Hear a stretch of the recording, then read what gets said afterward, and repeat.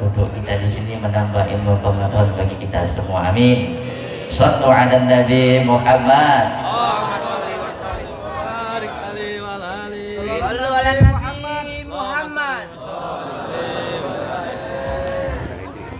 Assalamualaikum warahmatullahi wabarakatuh.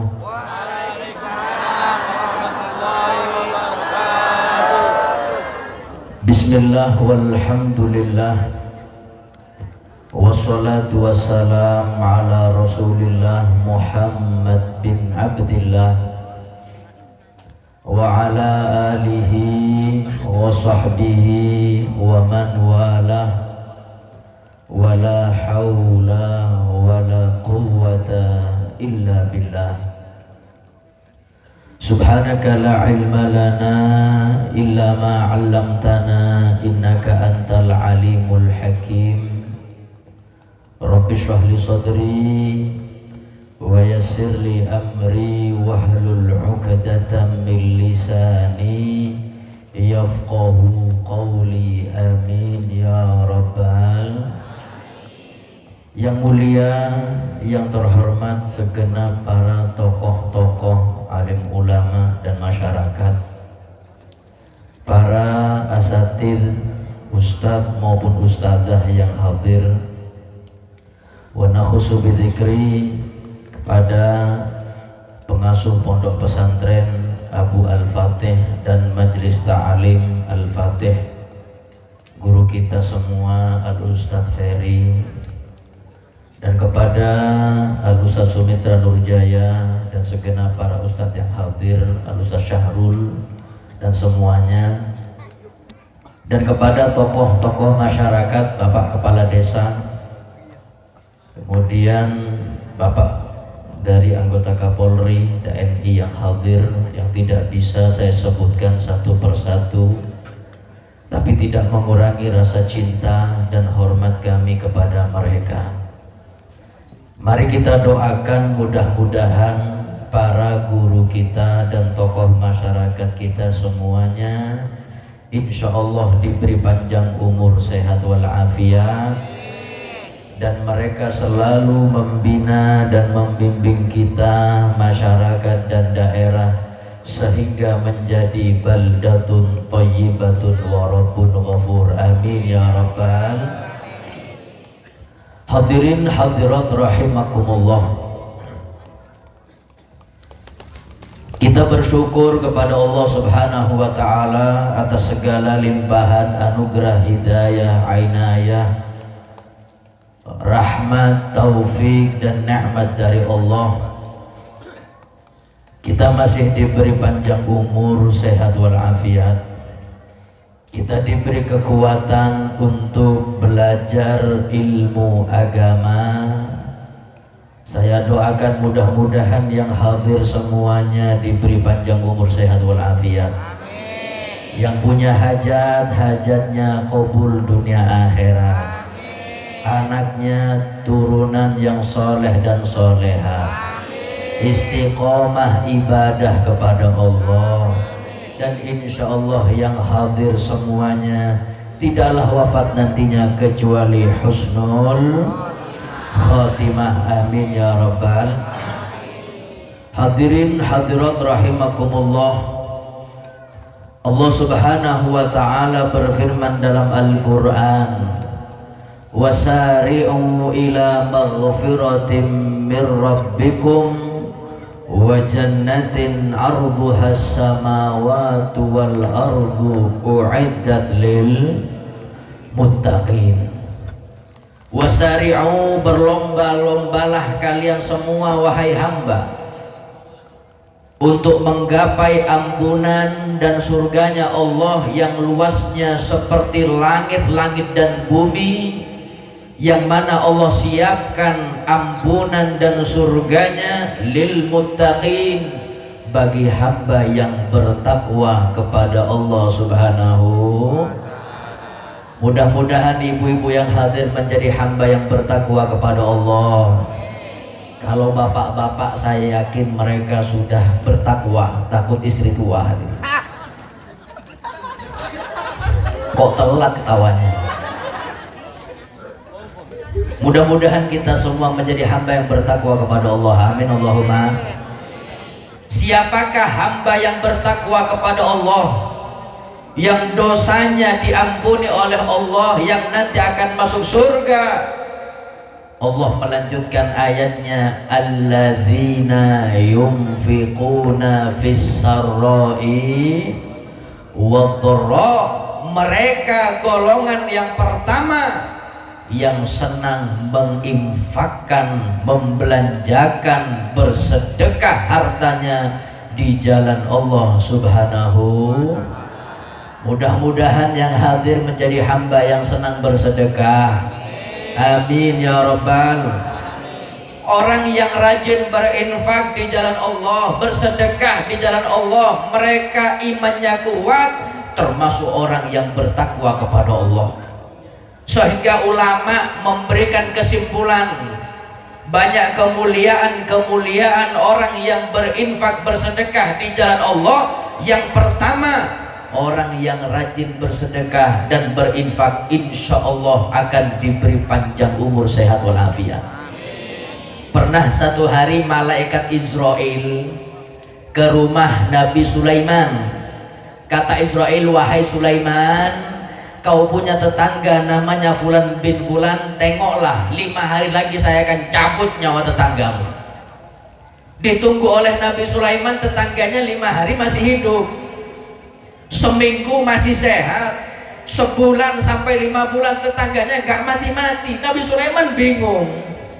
Kata Nabi Sulaiman, mana Israel ini? Ini sudah 5 bulan tetangga saya masih sehat. Awas salah cabut nyawa Israel itu, hadirin. Kemudian datang lagi malaikat Israel ke rumah Nabi Sulaiman. Nabi Sulaiman bertanya, wahai Israel, ini sudah 5 bulan tetangga saya kok masih hidup, sehat walafiat. Apa Israel menjawab, betul wahai Sulaiman, 5 bulan yang lalu saya sudah ke rumahnya, mau mencabut nyawa tetanggamu. Sebelum saya cabut nyawa tetanggamu, subhanallah. Itu nanti infak nanti aja ya, infak nanti aja. Allahumma sholli ala Muhammad.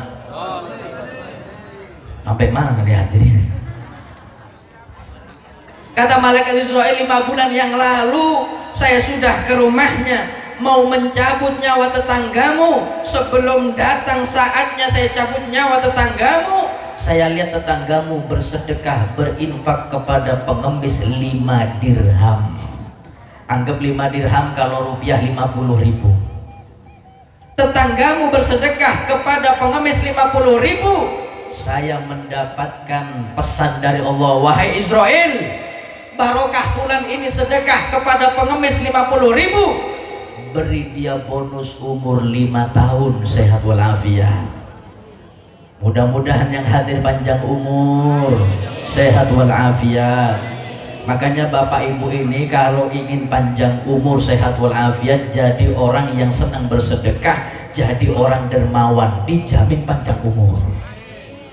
Tapi kalau pian sampean ini ingin orang punya awet muda, umur yang awet muda, jadi orang yang pelit hadirin. Orang yang pelit ini awet muda. Kok bisa Bebi? Ya belum umur 60 mati duluan hadirin. Berbeda dengan orang yang senang berinfak, yang senang bersedekah, panjang umur. Kok bisa Habib? Karena orang yang dermawan pasti dicintai masyarakat. Betul apa betul? Ibu punya teman tetangga, masya Allah, ahli infak, ahli sedekah, dermawan. Kita melihat orang dermawan dari jauh, hati kita ini enak hadirin, tenang, bahkan senang hadirin. Bukan hanya senang melihat orang dermawan dari jauh, kadang kita berdoa kepada Allah, ya Allah, orang dermawan ini ya Allah, panjangkan umurnya, sehat walafiat. Betul atau betul? Coba ibu punya tetangga yang pelitnya, masya Allah. Ngelihat dari jauh orang pelit ini bikin hati kita sumpek hatinya. Betul atau betul? Bukan hanya sumpek, kadang kita berdoa, ya Allah, ini orang pelit kok gak mati-mati ya Allah. Yang mengatakan ini bukan saya, Nabi Muhammad mengatakan as-sakhiyyu qaribum minallah, qaribum minan nas. Orang yang suka berinfak, dekat dan dicintai oleh Allah. Kalau sudah Allah cinta, pasti orang itu dicintai oleh masyarakat. Tapi orang yang pelit, jarang bersedekah, ba'idun minallah, ba'idun minan nas, akan dibenci oleh Allah. Kalau sudah dibenci oleh Allah, akan dibenci oleh masyarakat. Mudah-mudahan yang hadir semuanya menjadi orang yang senang berinfak, yang senang berderma hartanya di jalan Allah Subhanahu.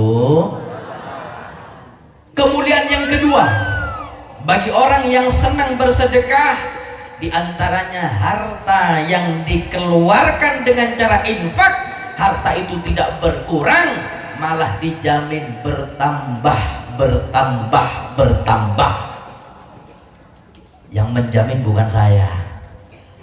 Kalau saya menjamin, Bapak Ibu boleh gak percaya. Ini yang menjamin langsung Nabi Muhammad sallallahu alaihi. Mana kosomalun min sodaqatin bal yazdad, bal yazdad, bal yazdad. Kata Nabi Muhammad, harta yang kita keluarkan dengan jalan infak atau sedekah, kata Nabi, gak berkurang itu harta, tapi dijamin bertambah, bertambah, bertambah. Ini Nabi Muhammad ngulang bertambahnya sampai 3 kali. Ulama ini bingung, ada apa Nabi Muhammad ngulang bertambahnya sampai 3 kali? Seumpama Nabi Muhammad mengatakan sekali bertambahnya, kita semua wajib percaya, karena Nabi Muhammad tidak pernah berucap dengan ucapan yang bohong. Ini kenapa kata ulama Nabi Muhammad mengulang bertambahnya sampai 3 kali?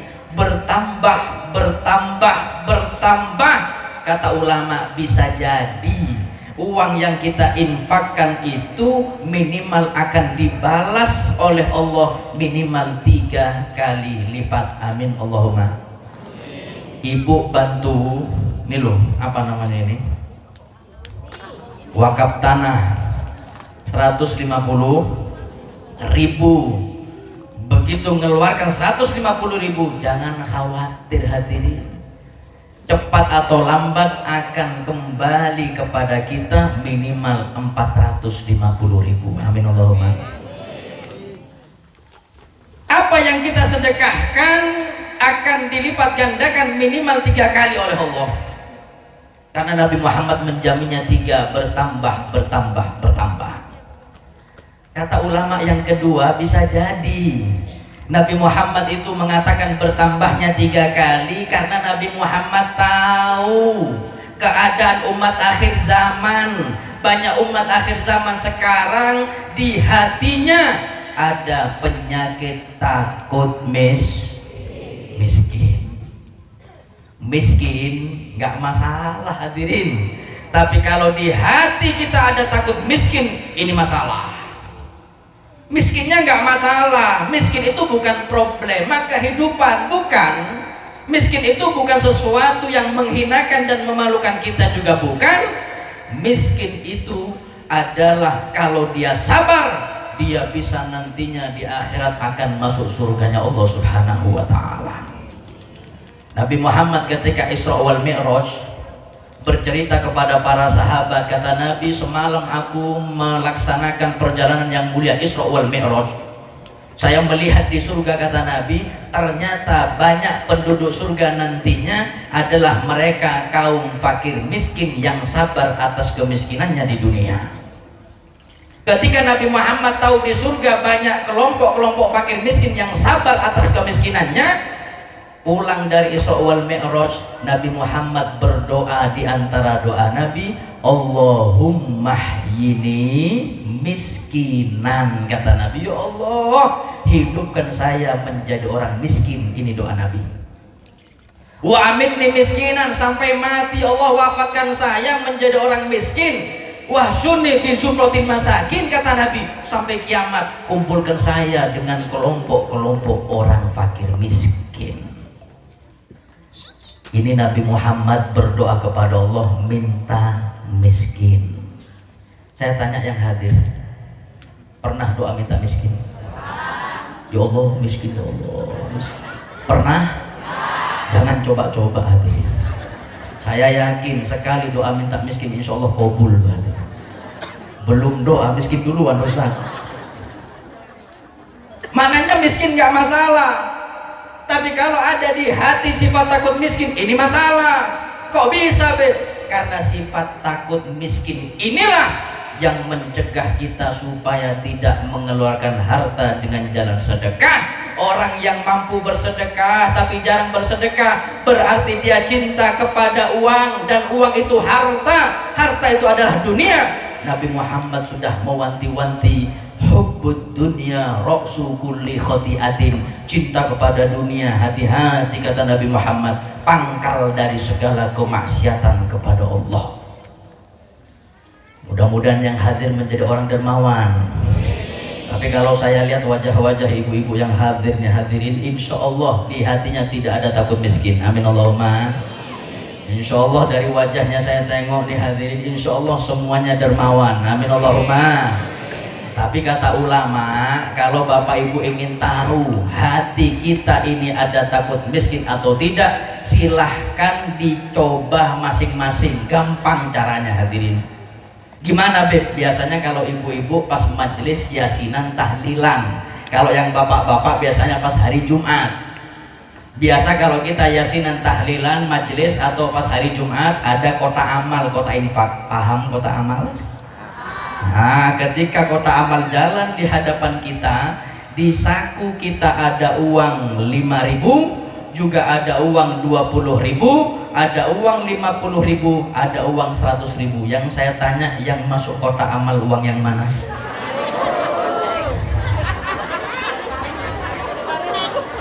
Sepuluh, 50.000? Bohong. Berapa? Takut miskin. Ini yang ketawa 5.000 semua nih hadirin. Yang nggak ketawa nggak bawa uang hadirin.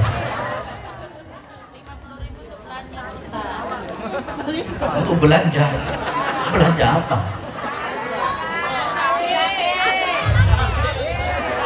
Insya Allah yang hadir dermawan semuanya. Amin Allahumma. Makanya hadirin yang dirahmati oleh Allah, kata ulama, kita sedekah ini berinfak seperti nabung di bank akhirat. Uang kita itu nggak hilang. Nggak hilang. Kadang saya heran kalau ada orang bawa uang 50 juta, 100 juta ke bank yang ada di dunia, nggak pakai mikir, nggak ragu, sampai di bank ditanya mau apa, saya mau nabung 100 juta, nggak pakai takut. Padahal ini bank dunia, bisa jadi uangnya dibawa kabur pihak bank bisa, atau banknya kebakaran uangnya hangus bisa. Tapi kenapa nggak takut nabung sebanyak-banyaknya di dunia? Tapi kalau untuk infak istiqomah 5.000 hadirin. Makanya nggak kaya-kaya sampai dihadirin. Kata ulama, bukan uang kita yang sedikit, bukan harta kita yang sedikit, bukan, tapi karena sedekah kita sedikit menyebabkan uang dan harta kita sedikit tidak ditambah oleh Allah. Kenapa kok diem sampai? Mudah-mudahan semuanya bertobat kepada Allah. Saya coba tes iman mereka Ustaz sekarang Ustaz. Sudah tahu ilmunya saya tes, ayo kita praktek hadirin. Mana tadi kota amal? Kota amal mana tadi? Ayo kita tes bagaimana imannya, takut miskin atau tidak hadirin. Ayo kita sholawatan. Maulaya sholli daiman ala habibika khairil lihimi maulaya sholli wa sallim daiman ala habibika khairil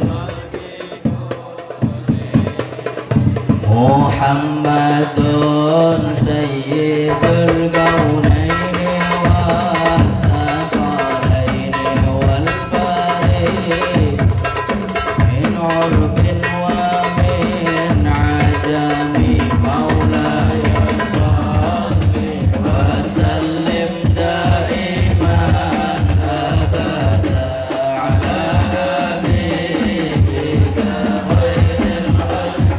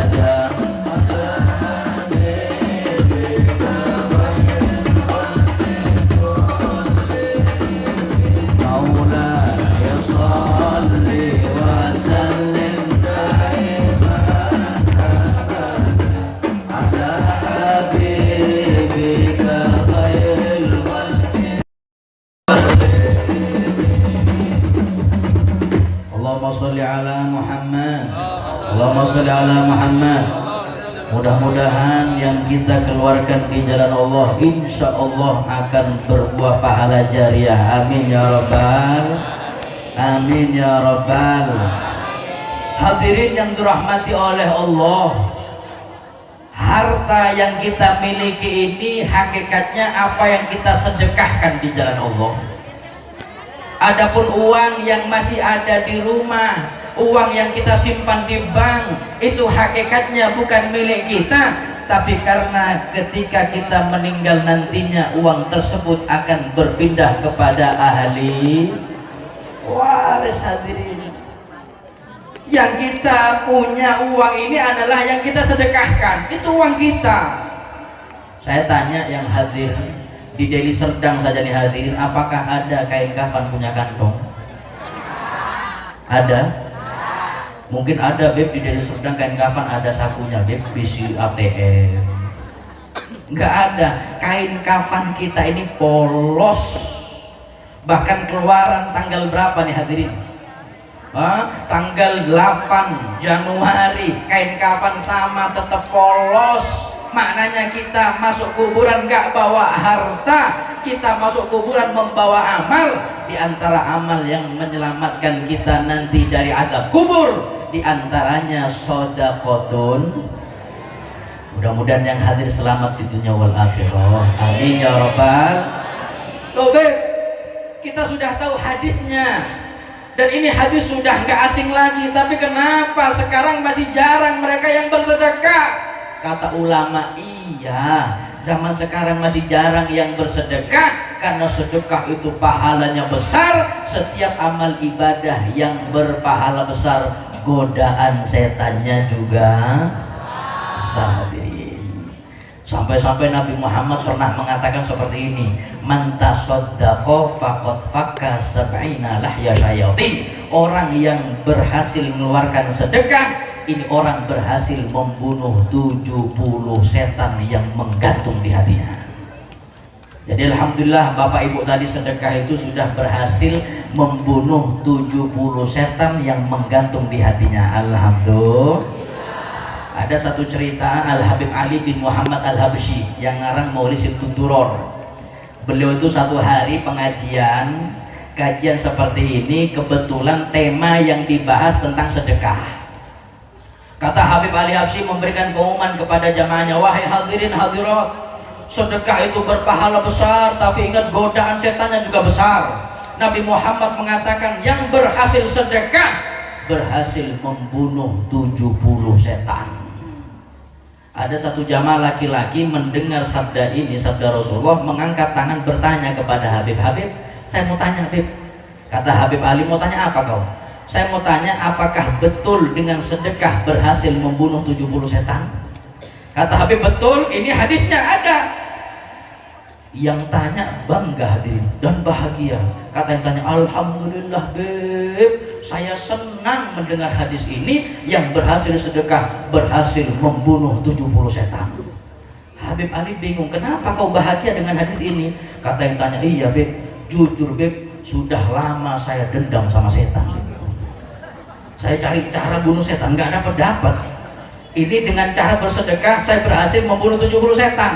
Lah terus kau mau apa? Kata laki-laki ini, Habib saya izin mau pulang ke rumah 15 menit beb, saya mau sedekahkan karena saya ingin balas dendam, saya ingin matikan, saya ingin bunuh 70 setan. Kata Habib Ali Habsyi, silahkan kau pulang ke rumah, bunuh kau 70 setan dengan sedekah, saya tunggu di majelis ini berhasil atau tidak. Pulang ke rumah dengan semangat bersedekah. Sampai di rumah dia punya istri, istrinya gak soleha. Istrinya gak soleha. Ketika masuk ke dalam rumah, ini laki-laki mengambil tas karung, diisi sembako, diisi beras, minyak, kemudian gandum, uang, sampai karung itu penuh. Mau diangkat keluar rumah, mau sedekah, ketahuan istrinya yang gak soleha. Kata istrinya, mas, mau kemana? Kata suami, saya mau bunuh 70 setan dengan bersedekah sembako ini semuanya. Istrinya gak soleha. Kata istrinya, apa? Kau mau sedekah ini semua? Iya. Oh maaf mas, saya gak setuju kau sedekah. Gagalkan sedekahmu. Saya enggak setuju kau sedekah, saya takut kalau kau sedekah nanti saya kelaparan jatuh miskin, bagaimana mas? Masya Allah hadirin hadirat, ini istri yang gak soleha menghantui suaminya, menakut-nakuti suaminya yang mau sedekah dengan kelaparan dan takut miskin. Ini contoh setan yang berwujud nih hadirin. Kata suaminya, enggak, saya tetap mau sedekah, saya mau bunuh 70 setan karena saya dendam mau bunuh 70 setan ini. Kata istri, jangan kau sedekah, saya enggak setuju kau sedekah, gagalkan sedekahmu. Akhirnya suami dan istri ini bertengkar. Kata suami, saya tetap sedekah. Kata istri, jangan sedekah. Istrinya marah. Istrinya mengambil pisau yang ada di dapur, kemudian karung yang isi sembako untuk sedekah disobek sama istri. Akhirnya sobek itu karung tumpah semua hadirin. Berasnya tumpah, gulanya tumpah. Walhasil suami gagal karena dilarang oleh istri yang gak soleha. Suaminya marah. Kata suami, ya sudah, saya gagal sedekah karena kau perempuan yang gak soleha. Kata istri yang gak soleha, gak apa-apa, yang penting saya gak miskin, gak kelaparan. Marah suaminya, kembali ke majelis Habib Ali Habsyi karena gagal bersedekah. Marah hadirin. Sampai di majelis ditanya oleh Habib, ya fulan, gimana? Berhasil kau bunuh 70 setan bersedekah? Kata suaminya, ini kata laki-laki dengan marah, Habib, 70 setan beb, kecil. Sudah saya bunuh semua, tapi saya gagal sedekah, Habib. Kata Habib, loh, kau bisa membunuh 70 setan, kenapa gagal sedekah? Kata laki-laki dengan marah, Beb, 70 setan sudah saya bunuh, terakhir ada mamanya setan.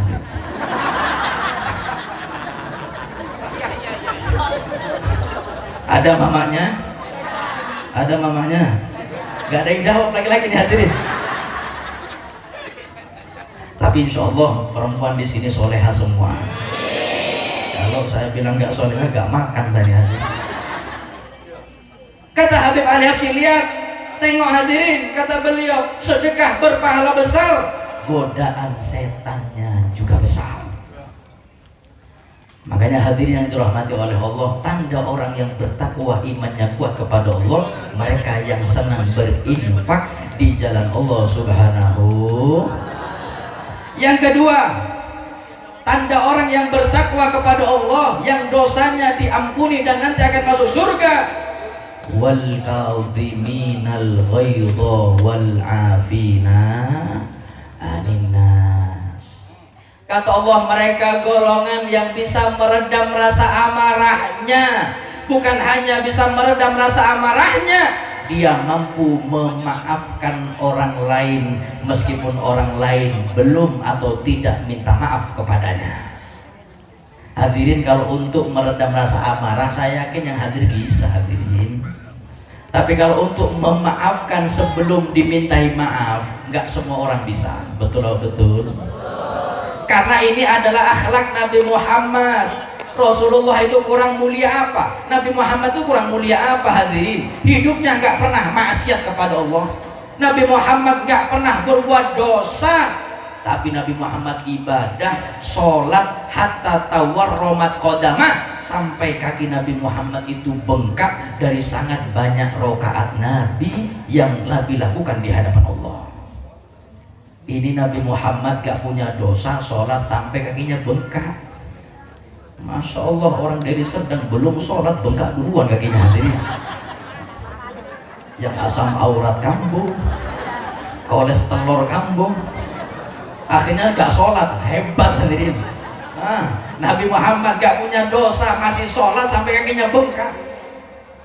Tapi bagaimana ujian yang dialami oleh Nabi Muhammad? Gak punya dosa. Nabi Muhammad dilempar batu sampai berdarah pernah. Nabi Muhammad diludahi wajahnya pernah. Nabi Muhammad diletakkan kotoran unta di punggung Nabi pernah. Tapi lihat akhlak Nabi, meredam rasa amarah. Bahkan yang melempar Nabi, yang meludahi Nabi, dimaafkan oleh Nabi, bahkan didoakan beriman kepada Allah. Nabi Muhammad tidak pernah membalas keburukan, kejahatan dengan kejahatan. Ini akhlak Nabi Muhammad. Makanya saya heran kalau ada orang dari Serdang terus mengatakan, Habib, Kadang dengan bangga hadirin, Habib, saya Habib, kalau teman saya baik kepada saya bisa lebih baik Habib. Tapi kalau jahat tengoklah. Kalau jahat tengoklah. Apa jawabnya? Saya bisa lebih jahat kepada dia. Ada apa tidak? Ada apa tidak? Orangnya hadir. Hadir. Gak tahu malu hadir. Lu kadang dengan bangga mengatakan kalau orang lain baik kepada saya bisa lebih baik. Tapi kalau jahat, tengok, saya bisa lebih jahat kepada dia. Padahal ini bukan akhlak Nabi Muhammad sallallahu alaihi. Makanya bekal hidup di dunia ini harus punya sabar. Kalau kita gak punya bekal sabar, gak bisa ibadah kepada Allah. Abdullah bin Abbas, beliau mengatakan sabar itu ada 3 tingkatan. Yang pertama, sabar dalam menjalankan ibadah kepada Allah, butuh sabar. Sholat subuh padahal waktu pagi hadirin, ambil wudhu, sholat 2 rakaat, kita sholat dengan sabar. Ibadah memang butuh sabar. Kayak siang hari ini, ibu-ibu dan bapak-bapak ini Masya Allah, dari jam 8 sudah datang, ada dari jam 6 sudah berangkat untuk bersolawat, mengaji, belajar ilmu agama. Ini ibadah kita kepada Allah. Masya Allah, sampai jam sekarang, jam berapa sekarang hadirin? Jam 10, setengah 11, 3 jam setengah, 2 jam setengah. Masya Allah, meskipun saya lihat ibu-ibu sudah ganti posisi dulu berapa kali bersila seloncor lagi, ada yang kipas-kipahan, tapi Masya Allah gak ada yang pulang. Ini berarti yang hadir sabar dalam ibadah kepada Allah. Kata Abdullah bin Abbas, siapapun yang sabar dalam ibadah kepada Allah, jangan khawatir, derajat kita nanti dinaikkan oleh Allah 300 derajat. Alhamdulillah. Ada yang kedua, sabar dalam menjauh dari maksiat. Kita tahu maksiat itu berbuah dosa. Menjauh dari maksiat ini butuh sabar. Berbicara bohong hukumnya haram.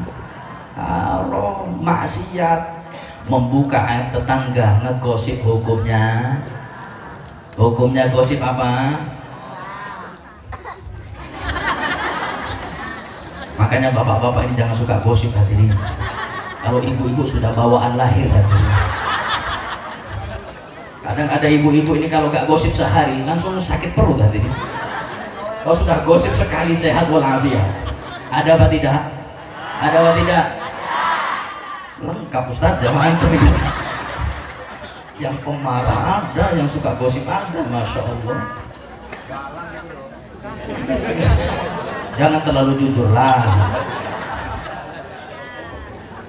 Menjauh dari maksiat ini butuh sabar. Kata Abdullah bin Abbas, siapapun yang gak maksiat kepada Allah karena takut kepada Allah, derajatnya nanti di hari kiamat ditambah lagi oleh Allah 600 menjadi 900 derajat. Amin Allahumma. Ada yang ketiga, ini yang paling besar levelnya nih hadirin, as-sabru ala bala'illah, sabar dalam menahan ujian dari Allah. Ujian ini ada 2, ada ujian yang langsung dari Allah seperti bencana alam, gempa bumi, banjir bandang, kemudian apa? Angin puting beliung, kemudian apa lagi? Penyakit yang sempat ramai kemarin, penyakit apa? Mudah-mudahan yang hadir semuanya sehat walafiat. Yang punya penyakit diangkat penyakitnya oleh Allah. Amin Allahumma. Ada musibah yang hakikatnya dari Allah tapi melalui perantara manusia. Ini yang tiap hari kita alami nih hadirin, musibah ini. Bagaimana Beb? Banyak contohnya. Ibu punya tetangga atau teman yang suka buka aib ibu, itu musibah buat ibu. Kita punya tetangga iri kepada kita, itu musibah buat kita. Kita punya tetangga atau teman, kita nggak pernah buat masalah, dia terus cari masalah dengan kita, itu musibah buat kita. Karena kita hidup di dunia, bukan di surga. Kalau di surga 100% bahagia nanti di surga. Insya Allah masuk surga semuanya nih hadirin. Ada satu santri ke rumah kiai. Kata santri, kiai, saya mau curhat. Kata kiai, mau curhat apa? Saya mau curhat kiai, saya punya tetangga yang sekarang nggak enak-enak. Tetangga saya jahat semuanya. Tetangga kanan iri kepada saya sabar kiai. Tetangga depan suka gosip aib saya sabar. Tetangga kiri saya nggak pernah cari masalah, dia terus marah-marah kepada saya. Kata kiai, lah terus Mau kau seperti apa? Saya mau pindah rumah saja Kiai. Nggak betah saya bertetangga dengan mereka. Mereka jahat-jahat. Mungkin Kiai ada pandangan tanah kosong, saya cocok bangun rumah di sana. Berapapun harganya saya beli, dengan satu syarat, tetangga yang baru nanti baik-baik, tidak sejahat tetangga saya yang sekarang. Kata Kiai dengan senyum, oh ada, sini ikut saya, kita cek lokasi tanah kosong cocok bangun rumah, tetangganya baik-baik. Diajak itu santri saya oleh Kiai kemana? Ke kuburan. Kata Kiai, bangun rumah di sini kamu. Insya Allah tetanggamu ini enak-enak. Enggak buka aib ya, enggak iri, enggak marah-marah. Insya Allah hidupmu sepi. Kata Kiai, selama kau hidup di dunia pasti ada yang suka kepadamu dan pasti ada yang tidak suka kepadamu, namanya manusia.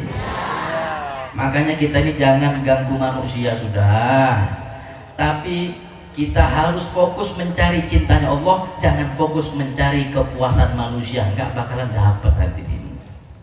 Yang penting kita gak ganggu mereka, terserah mereka, suka kepada kita alhamdulillah, nggak suka nggak apa-apa, yang penting Allah cinta. Nabi Muhammad itu dilempar, diludahi, kemudian dibilang tukang sihir, pembohong. Apa kata Nabi? Illam takun alayya ghadabun fala ubali. Ya Allah, yang penting engkau gak murka kepada saya, enggak peduli apa kata manusia. Itu kaidah Nabi Muhammad.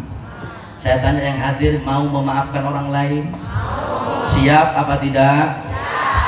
Beneran serius, siap apa tidak memaafkan orang lain? Alhamdulillah. Tapi kok berat, Beb? Memang berat hadirin. Saya pernah satu hari diundang di daerah Jambi, acara Isra wal Mi'raj. Saya ceramah di acara itu, acara besar yang hadir mungkin 5.000 lebih. Saya ceramah di acara itu 1 jam dengan tema sabar. Udah qala ta'ala, qala Rasulullah, cerita-cerita orang sabar sudah saya keluarkan. 1 jam saya ceramah masalah sabar. Saya tutup ceramah, saya mau pulang dari tempat acara itu, subhanallah, nyari sendal saya. Mana sendalnya? Saya ingat tadi saya taruh sini, kok nggak ada. Saya biasanya panitia, kan panitia. Panggil panitia, tolong sandal saya mana, saya mau pulang. Kata panitia, Habib, saya tadi lihat sandal Habib di sini. Loh, kok nggak ada sekarang? Kata panitia, ya Allah, Habib, ini sandal Habib kemalingan. Saya mendengar sandal saya kemalingan, naik rasa amarah hadirin. Saya bukan malaikat hadirin. Iya sabar, sebentar. Belum selesai cerita hadirin. Kata saya, loh sekarang kok gak ada? Aduh, ini sandal Habib kemalingan. Saya dengar kemalingan, enggak apa kemalingan sandal saya, naik rasa amarah. Manusiawi hadirin, bukan malaikat. Apalagi maaf sandal yang hilang masih baru, harganya mahal hadirin. Saya beli itu ketika di Oman, Ustaz, pulang dari Yaman, lewat negara Oman, ngelihat sandal bagus kulit, kalau rupiah harganya 1,5 juta. Saya beli, saya suka dengan sandal itu, saya beli dari sangat sukanya hati dengan sandal itu, nggak langsung saya pakai hadirin. Saya taruh rapi di koper. Tahu Oman? Ada yang pernah sampai Oman? Timur Lubuk Pakam nih hadirin. Saya taruh itu sandal di koper, saya bawa ke Indonesia. Sampai Indonesia saya nggak pakai sandal itu. Sayang eman mau pakai itu. Lah subhanallah, ada telepon, Habib, ini ada acara Isra wal Mi'raj di Jambi, yang hadir mungkin 7.000 Beb. Apakah Habib bisa? Kata saya, oh pas ini hadirin, acara besar pakai sandal baru, oh cocok ini. Kata saya, bisa. Kapan tanggalnya? Ini Beb, siap, saya berangkat subhanallah, sekali ceramah sandal hilang. Ya Allah hadirin, saya mendengar sandal yang mahal hilang, naik rasa amarah. Cuma saya nggak bisa marah. Nah kalau kenapa Beb? Tadi ceramah 1 jam bahas masalah sabar hadirin. Kata saya, nggak apa-apa panitia, biasa tuh ngambil berkah Habib biasa. Padahal hati saya, ya Allah, bahasa sekarang sakitnya tuh di sini hadirin. Kata saya, sudah nggak apa-apa, saya usaha untuk meredam rasa amarah hadirin. Memang ibadah itu butuh usaha, butuh paksaan. Bapak Ibu nggak bisa pergi ke Ustadz Sumitra, Ustadz Ferry, Ustadz tolonglah Ustadz doakan saya supaya saya istiqomah sholat 5 waktu. Kalau nggak ada paksaan dari dirinya, nggak mungkin bisa sampai dia mati. Sabar juga sama. Saya melatih diri saya supaya nggak marah. Alhamdulillah, saya sudah ikhlas. Oh ya sudah, nggak apa-apa panitia, nggak apa-apa hilang. Sudah, memang takdirnya hilang. Mungkin panitia ini nggak enak, sungkan kepada saya. Kata panitia, Habib, saya mau bertanggung jawab, Habib. Karena saya ini teledor. Habib duduk setengah jam paling lama. Saya mau keluar, mau ganti sandal Habib dengan sandal yang baru. Alhamdulillah. Saya dengar sandal baru, alhamdulillah. Kata saya panitia, kalau sandal baru, jangankan setengah jam, 4 jam saya tunggu gak apa-apa. Udah, oh siap Beb, silakan duduk. Pergi di panitia. 15 menit kemudian datang membawa sandal baru, mengatakan, Habib, ini sandal baru. Mana? Dilihat memang sandal baru, tapi sandal jepit warna kuning. Saya masih ingat mereknya Swallow. Insya Allah gak akan lupa mereknya sampai saya mati nih hadirin. Subhanallah, ya Allah, sandal baru. Iya Beb, sandal baru. Mana? Sandal jepit warna kuning, kekecilan pula hadirin. Ya Allah, kata saya, sampai ini penistaan agama. Ini sandal 1,5 juta turun 15.000. Kata saya, sudah nggak apa-apa, daripada saya pulang ke hotel, ke penginapan nggak pakai sandal, ya sudah saya pakai. Saya pakai sandal jepit baru warna kuning kekecilan, saya pakai hadirin. Lah apes lagi, kenapa apesnya? Lewat depan ibu-ibu. Waduh, ini ibu-ibu seneng gosip pula kata saya. Lewat depan ibu-ibu pakai sandal jepit, kata ibu-ibu ada yang ngomong, Beb, ganteng sandal jepit. Aduh. Sudah saya sabar hadirin, saya pulang ke penginapan, ke hotel, saya lepas sandal jepit baru itu di luar rumah, saya ganti baju, saya sholat, saya istirahat, maghrib saya mau lanjut pengajian. Mungkin ada satu jamaah pengajian tadi itu tahu sandal saya hilang di acara. Saya mau berangkat ke acara selanjutnya, subhanallah, mau pakai sandal jepit yang baru itu, subhanallah, sandal jepit itu hilang hadirin. Cuman ini enak, sandal jepit itu hilang diganti dengan sandal yang lebih bagus, lebih mahal daripada sandal saya yang hilang di acara. Alhamdulillah. Saya tanya, siapa ngasih sandal saya? Kata satu orang, ada Bib, orangnya gak mau disebutkan siapa namanya, dia tahu sandal Habib hilang di acara, diganti dengan yang lebih bagus. Kata saya, alhamdulillah ya Allah. Oh, kalau seperti ini ceritanya sering-sering hilang gak apa-apa ya Allah. Sandal saya aman gak? Mana sandal saya? Padahal saya doa mudah-mudahan hilang Ustaz, supaya diganti yang lebih mahal sama Ustaz Ferry ya. Aman. Alhamdulillah. Memang hadirin, as-sabru kasibri, kata ulama, sabar itu memang sulit. Sabar itu memang pahit rasanya. Walakin awaqibuhu ahla minal asali. Tapi kalau sudah dia sabar, sanggup untuk bersabar, hikmah di balik musibah itu lebih indah, lebih manis daripada manisnya madu hadirin. Siap sabar hadirin? Siap memaafkan orang lain? Insya Allah pahalanya besar. Allah mengatakan, wa in afa wa aslaha fa ajruhu Allah. Orang yang memaafkan, kata Allah. Allah tidak mengatakan barang siapa yang memaafkan, tidak. Barang siapa yang minta maaf, tidak. Kata Allah, barang siapa yang memaafkan, wa aslaha, dan mau hidup berdamai, afa ajru Allah, maka pahalanya besar. Yang langsung membalas adalah Allah Subhanahu wa ta'ala. Tapi sifat amarah ini pasti ada. Ada 2 sifat jelek bibitnya di setiap orang ini pasti ada. Yang pertama, bibit sifat iri pasti ada, jangan dipupuk hadirin. Yang kedua, bibit sifat amarah pasti ada. Nabi Muhammad mengatakan, al-mu'min sari'ul ghadab wa sari'ur ridha. Orang Islam itu cepat naik rasa amarahnya. Nabi Muhammad tidak mengatakan orang Islam gak punya marah, tidak. Nabi Muhammad mengatakan orang Islam cepat naik rasa amarahnya wasari'ur ridha, dan cepat memaafkan. Dan orang yang sempurna imannya yang tidak mudah marah tapi cepat memaafkan. Jangan percaya kalau ada orang, saya hidup 50 tahun nggak tahu marah, bohong. Bohong hadirin. Pasti ada, karena bibitnya ada. Lah terus bagaimana mengobati penyakit amarah ini? Bagaimana? Kata ulama, yang pertama, kalau timbul rasa amarah pada hati kita, obat pertama, jangan diluapkan kemarahan kita dengan perbuatan atau ucapan. Ketika naik rasa amarah, diem. Man somata najah, kata Nabi, orang yang diem itu selamat. Kenapa kok diem, Beb?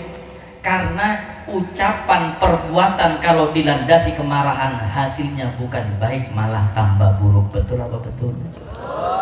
Ada satu cerita di dalam kitab Fawaidul Mukhtaroh. Ada orang tua umur 70 tahun hadirin. Kalau sudah 70 tahun ini umurnya sudah banyak, penyakitnya banyak juga biasanya hadirin. Ini periksa, datang ke dokter. Di hadapan dokter, apa kata dokter? Bertanya, "Bapak sakit apa?" Kata orang tua ini, "Saya, Dok, kok punggung saya ini sering sakit, Dok, ya. Jalan 20 meter itu sudah nggak kuat lagi, Dok. Dulu saya 1 kilo kuat, sekarang 20 meter nggak kuat." Kata dokter, "Loh, umur Bapak sudah berapa?" "Saya umur 70 tahun." Kata dokter, "Biasa, Pak. Jalan 20 meter sudah capek, itu penyakit tua, penyakit 70 tahun." "Oh gitu, Dok." "Iya." "Lah terus, Dok, penglihatan saya ini kok sudah mulai berkurang, Dok, ya. Mulai buram, Dok. Kenapa?" "Mungkin dokter ada obatnya supaya saya normal lagi melihat." Kata dokter, umur 70 tahun itu kalau sudah mulai berkurang penglihatannya itu sudah biasa, penyakit 70 tahun. Ini mulai naik rasa amarahnya nih hadirin. Kata pasien, "Saya kesini mau periksa, mau berobat, kok saya yang salah? Kok saya yang salah? Saya yang karena umur 70 tahun, kemudian saya yang salah. Saya mau berobat." Kemudian ditanya lagi dokternya, "Dok, saya kok asam aurat ini kambuh, Dok. Kenapa, Dok, ya? Mungkin ada obat supaya sembuh dari asam aurat ini." Kata dokter, asam aurat umur 70 tahun itu penyakit 70 tahun. Ngamuk, marah ini pasien hadirin. Karena tidak dapat solusi, gak diberi obat, malah dia yang disalahkan sama dokter. Marah, tidak bisa menahan rasa amarahnya, dokternya ditamparnya. Dokter tampar, perah. Dokternya marah, "Loh, Pak, salah saya apa? Kok Bapak menampar wajah saya?" Kata pasien, "Biasa, Dok, umur 70 tahun."